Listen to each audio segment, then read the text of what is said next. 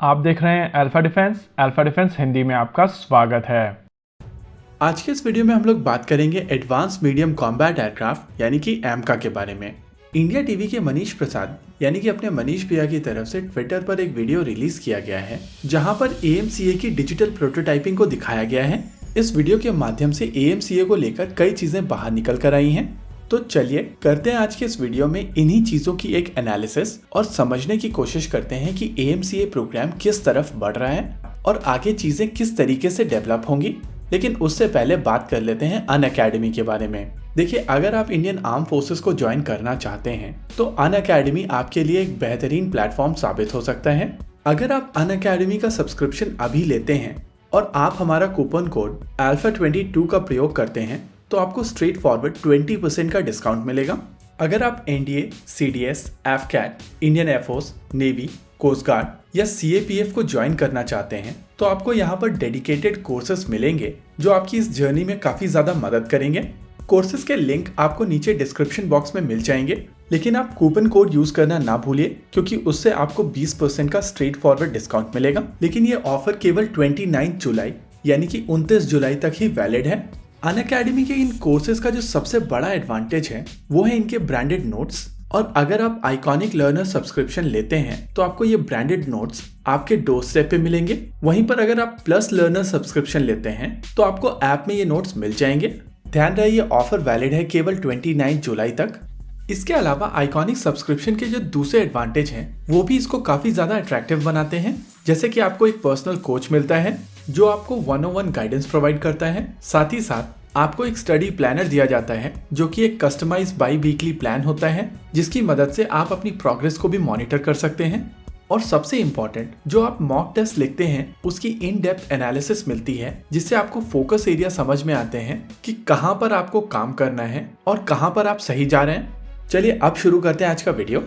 देखिए, Indian air force के chief की तरफ से एक चीज कुछ दिनों पहले क्लियर की गई थी कि आने वाले समय में भारतीय वायुसेना के लिए advance medium combat aircraft almost backbone का काम करेगा। यानी कि स्ट्रैटेजिकली ये प्रोजेक्ट भारतीय वायुसेना के लिए बहुत ज्यादा इंपॉर्टेंट प्रोजेक्ट है। और ये चीज भी हम सब जानते हैं कि एक 4.5 जनरेशन फाइटर एयरक्राफ्ट से 5 या 5.5 जनरेशन पर जाने के लिए टेक्नोलॉजिकली एक बहुत बड़े लीप की आवश्यकता होती है और ये भारतीय इंडस्ट्रीज के लिए एक बहुत चैलेंजिंग टास्क होगा।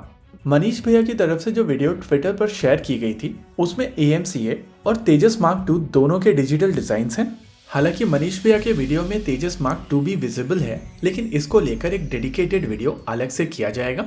देखिए, डिजिटल प्रोटोटाइपिंग एक नया कॉन्सेप्ट है, लेकिन ये इतना भी नया नहीं है कि कहा जाए कि ये पहली बार यूज किया जा रहा है।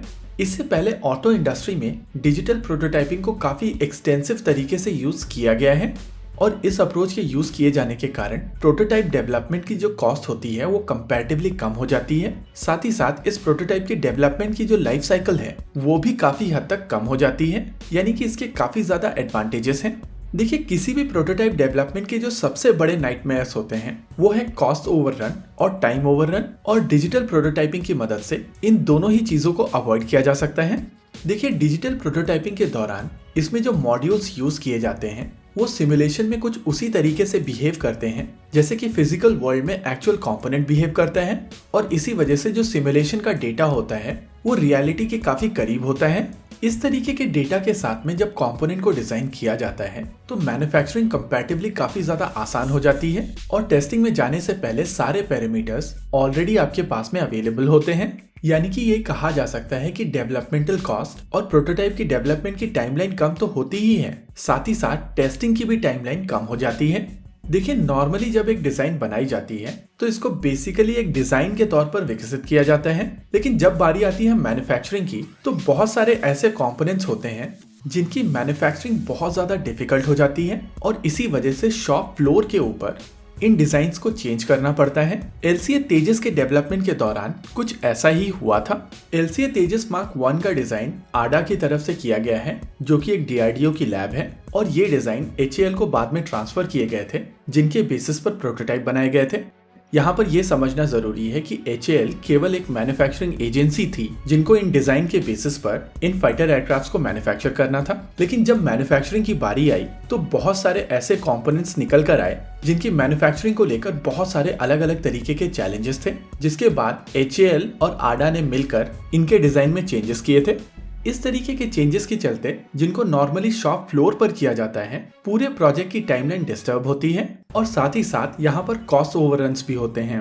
अगर AMCA की बात की जाए तो इस तरीके की चीजें AMCA प्रोग्राम में नहीं होगी, क्योंकि यहाँ पर ऑलरेडी डिजिटल प्रोटोटाइपिंग की जा रही है और डिजिटल प्रोटोटाइपिंग के दौरान इस चीज का ध्यान रखा जाता है कि मैन्युफैक्चरेबिलिटी डिस्टर्ब ना हो। नॉर्मली डिजिटल प्रोटोटाइपिंग के साथ साथ मेटल कटिंग भी शुरू कर दी जाती है और ये चीज हम सब जानते हैं कि AMCA के केस में मेटल कटिंग ऑलरेडी कर दी गई है। रिपोर्ट्स के हिसाब से कहा जा रहा है कि AMCA का डिजिटल प्रोटोटाइप अगले साल तक तैयार हो जाएगा और वहां से 4 या 5 साल के अंदर इसका फिजिकल प्रोटोटाइप भी तैयार कर दिया जाएगा। मेरे हिसाब से इस रिपोर्ट में जिस प्रोटोटाइप की बात की जा रही है वो AMCA Mark II का प्रोटोटाइप होगा, क्योंकि इनिशियल प्लान के हिसाब से वो प्रोटोटाइप साल 2028 के आसपास आने वाला था। रही बात AMCA Mark I के प्रोटोटाइप की, तो अगर अगले साल तक डिजिटल डिजाइन कंप्लीट कर लिया जाएगा तो मोस्ट लाइकली ये प्रोटोटाइप साल 2025 तक निकल कर आ जाएगा।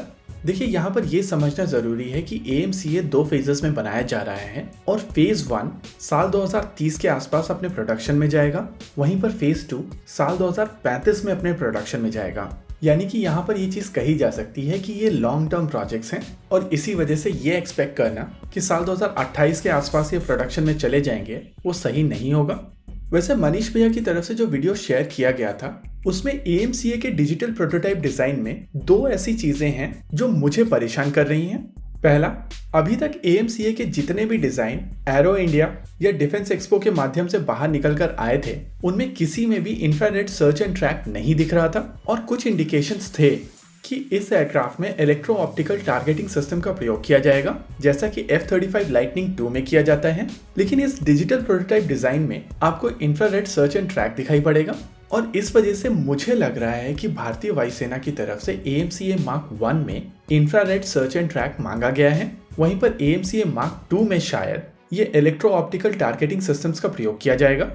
इसके अलावा इसमें इनफ्लाइट रिफ्यूलिंग प्रोब भी दिखाई दे रहा है और कुछ लोगों का क्वेश्चन था कि क्या ये इनफ्लाइट रिफ्यूलिंग प्रोब एक फिक्स प्रोब होगा। देखिए, AMCA एक 5th generation stealth fighter jet होने वाला है और उस चीज को ध्यान में रखते हुए इस चीज के बहुत कम चांसेस हैं कि इसका इनफ्लाइट रिफ्यूलिंग प्रोब एक फिक्स प्रोब हो। और क्योंकि हम लोग तेजस Mark II में ही इनफ्लाइट रिफ्यूलिंग प्रोब रिट्रैक्टेबल वाला लगा रहे हैं, उस चीज को देखकर ये चीज नहीं लगती है कि ये फिक्स प्रोब होगा। इसके अलावा ये जो प्रोटोटाइप दिख रहा है ये एक नॉन स्टेल्थ मोड में दिखाई दे रहा है और इसी वजह से इंडिकेशन मिल रही है कि AMCA Mark I 4.5 जनरेशन से लेकर 5.5 जनरेशन की पूरी स्पेक्ट्रम को कवर करने वाला है। ओवरऑल यहाँ पर कहा जा सकता है कि ये प्रोजेक्ट काफी तेजी से आगे बढ़ रहा है और क्योंकि इस प्रोजेक्ट को लेकर डिजिटल प्रोटोटाइपिंग की जा रही है तो ये प्रोजेक्ट अपनी टाइमलाइंस जरूर फॉलो करेगा। इसी के साथ आज के इस वीडियो में रखते हैं केवल इतना ही। वीडियो को अंत तक देखने के लिए धन्यवाद। देखते रहिए अल्फा डिफेंस। जय हिंद।